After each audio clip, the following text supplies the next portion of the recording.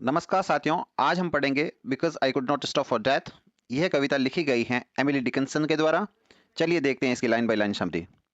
Because I could not stop for death, यहाँ कवित्री Emily Dickinson कहती हैं कि मैं डेथ के लिए नहीं रुक पाई, यानी मेरे पास जीवन में मरने के लिए समय नहीं था, डेथ के लिए टाइम नहीं था।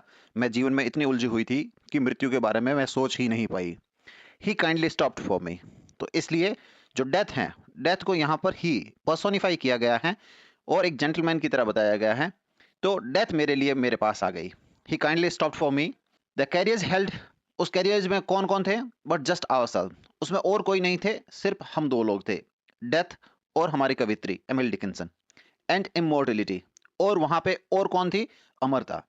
तो यहां पर कवित्री कहना चाहती हैं कि ये जो मृत्यु है, ये मृत्यु कोई मोर्टालिटी नहीं है, ये कोई मरण नहीं है, ये हमारा एंड नहीं है, ये तो बस एक अमरता की तरफ जाने का रास्ता है।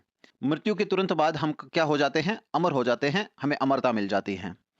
ही स्लोली ड्रोव, और यहाँ पर जब उनका कैरियज, वो जो रथ है जिस रथ में मृत्यु, कवित्री और इमोर्टलिटी तीनों लोग बैठे हैं, वो धीरे धीरे चल रहा है। ही न्यू नो हेस्ट, क्योंकि मृत्यु को कोई जल्दबाजी नहीं है, डेथ को कोई जल्दबाजी नहीं है, वो बस आराम से जेंटलमैन की तरह धीरे धीरे चल रहे हैं। And I had put away my labour and my leisure too, और मैंने जब मृत्यु मेरे पास आई तब मैंने मेरे सारे लेबर, मेरे सारे काम को पुट अवे कर दिया, रोक दिया, छोड़ दिया। माई लेजर, मेरा जो फ्री टाइम था, रेस्ट का टाइम था, वो भी मैंने छोड़ दिया। फॉर हिज सिविलिटी, क्योंकि ये जो डेथ थी, डेथ जिस प्रकार से सभ्य था, एकदम सादर पेश आ रहा था, तो फिर मैंने भी उनके आदर में मेरे सारे काम त्याग दिए, और जो मेरा रेस्ट टाइम था, फ्री टाइम था, वो भी मैंने छोड़ दिया, और मृत्यु के साथ हम रवाना हो गए। वी पास द स्कूल, अब ये जो रथ है वो जा रहा है, जिसमें कौन बैठे हैं? डेथ, हमारी कवित्री एंड इमोर्टलिटी, वो गुजर रहे हैं स्कूल के पास से। वेयर चिल्ड्रन स्ट्रो, जहां पर बच्चे खेल रहे हैं। एट रिसेस, बच्चे रिसेस के समय, ब्रेक के समय, इन द रिंग, सर्कल बना के खेल रहे हैं। यहां पर कवित्री एक सिंबल का इस्तेमाल कर रही है कि जो जीवन का जो स्टेज है, शुरुआती स्टेज होते हैं, जब हम स्कूल में होते हैं, बच्चे होते हैं, हम खेलते हैं सर्किल के अंदर, ब्रेक के समय, यानी बच्चे होते हैं उस समय बहुत इनोसेंट होते हैं, और इन द रिंग का मतलब है हम एक जीवन के चक्र में घूम रहे होते हैं। We pass the fields of gazing grain, और हम गुजरते हैं ग्रेन, ग्रेन के जो फील्ड्स हैं उसके पास से गुजरते हैं देखते हुए। अब यहाँ पर जो ग्रेन है, ग्रेन का मतलब वहां पर अच्छी फसल है, और ये सिंबलाइज करता है हम जीवन में जिस प्रकार से मैच्योर होते हैं, अडल्टहुड होती है, हम अपने जीवन में जब अडल्ट होते हैं तो किस प्रकार से काम करते हैं, अपने जीवन यापन के लिए जो काम करते हैं, उन सभी चीजों को यहाँ सिंबलाइज किया गया है। तो ये जीवन की अगली स्टेज बताई गई है। पहली स्टेज बताई गई थी कि जब हम बच्चे थे तब हम खेला करते थे, इनोसेंट थे, और एक जीवन चक्र में खेलते थे। फिर हम वहां से गुजरते हैं जहां पर ग्रेन, ग्रेन का मतलब जो धान या जो अनाज के जो खेत हैं, वहां से हम गुजरते हैं। ये चीज अडल्टहुड को बताती है कि हम अडल्ट होने के बाद में किस प्रकार से अपने जीवन यापन के लिए प्रयत्न करते हैं। We pass the setting sun, और फिर हम गुजरते हैं जहां पे सूर्य अस्त हो रहा है। और यहां पर कवित्री कह रही है कि आगे हम गुजरते हैं जहां पर सूर्य अस्त हो रहा है। इसका मतलब है कि अब जो जीवन का जो समय है वो समाप्त होने वाला है, दिन समाप्त हो रहा है, यहां सिंबॉलिकली जीवन समाप्त हो रहा है, इस बारे में कवित्री बात कर रही है।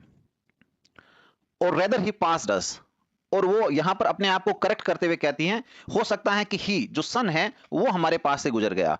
यानी अभी तो कह रही थी कि हम स्कूल के पास से गुजरे, उस खेत के पास से गुजरे, फिर सेटिंग सन के पास से गुजरे, लेकिन रुको, वो यहां पर कवित्री वापस अपने आप को सुधारते हुए कहती है, नहीं, ये जो सूरज है वो हमारे पास से गुजरा है, यानी जो हमारे जीवन में जो समय था वो समय हमारा बीत गया। The dews drew quivering and chills, और जब सूरज अस्त हो जाता है, यानी जो हमारा समय समाप्त हो जाता है, मृत्यु करीब आ जाती है। द ड्यूज, ड्यूज का मतलब होता है जो ओस की बूंदे हैं, शाम के समय जब सूरज अस्त हो जाता है तो ओस गिरता है, ठंड बढ़ती है। ड्रू क्विरिंग एंड चिल, और कंपकपा देने वाली और बहुत ज्यादा ठंडी बढ़ जाती है। तो जब मृत्यु भी आती है तो मृत्यु भी कुछ इसी प्रकार के हमारे साथ संवेदनाएं लेके आती हैं। फॉर ओनली गॉस्मर माई गाउन, क्योंकि ये जो कंपकपी थी, ये जो चिल थी, ये किस वजह से थी? क्योंकि मैंने सिर्फ गॉस्मर पहन रखा था, जो मेरा गाउन है सिर्फ वही पहन रखा था, बहुत साधारण से कपड़े थे जो कि ठंड को नहीं रोक पा रहे थे। यानी जो जीवन में जो मेरे काम थे वो अभी पूरे नहीं हुए थे, मैं पूरी तरह से तैयार नहीं थी मृत्यु के लिए, मेरे पास ना पूरे कपड़े थे उस ठंड को टैकल करने के लिए, और ना ही मैंने मृत्यु के लिए अपने आप को तैयार कर रखा था। माई टिपेट, और जो मेरा लपेटना का कुछ सोल जैसा कुछ पहन रखा है, ओढ़ रखा है। ओनली टूल जो कि नेट वाला है, मतलब वो भी कोई ज्यादा कारगर नहीं है उस ठंड को रोकने के लिए, और उसने एक हल्का सा गाउन पहन रखा था।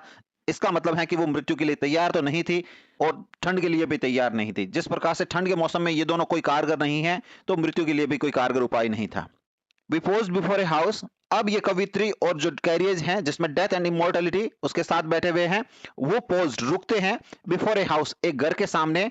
दैट सीम्ड जो कि ऐसा प्रतीत हो रहा है, a swelling of the ground, जमीन में से थोड़ा कुछ ऊपर उठ रखा है। यानी वो कब्र कब्र खुदने के बाद, जिसमें दफनाने के बाद में वो कब्र हल्की सी ऊपर उठ जाती है, तो बताते हैं कि हम कब्र के पास रुके हैं। The roof was scarcely visible. यहां पर कवित्री बताते हैं कि जब उनको दफना दिया गया कब्र के अंदर, उनकी जो कॉफिन है, वो कॉफिन जमीन में दफन है, और उस कॉफिन की जो छत है, यानी जो ऊपरी लेयर है, वो बाहर से दिखाई नहीं दे रही है, वो भी जमीन में ही बेरी की हुई है, दफन है, और वो बाहर से बिल्कुल भी नहीं दिख रही हैं। The cornice in the ground, और उसके जो ऊपर के जो कोने हैं वो भी जमीन में दसे हुए हैं। यानी अब मृत्यु हो गई है और उन्हें दफना दिया गया है। सिंस देन, और अब दफनाने के बाद में एक बहुत लंबा समय बीत गया है। इट इज सेंचुरीज, और सदियां बीत गई हैं।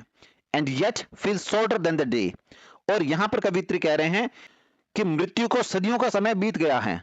And yet feel shorter than the day, लेकिन अभी भी क्या है, हमें तो ऐसा लग रहा है कि एक दिन से भी कम समय बीता है। क्योंकि जब आप अमरता की तरफ चले जाते हो, जहां पर समय का कोई अर्थ नहीं रहता है, टाइम अपनी मीनिंग खो चुका होता है, उस समय आपको समय का एहसास नहीं होता है। यहां पर सदियां बीत गई हैं, लेकिन हमारे कवित्री को ये एक दिन से कम का समय लग रहा है।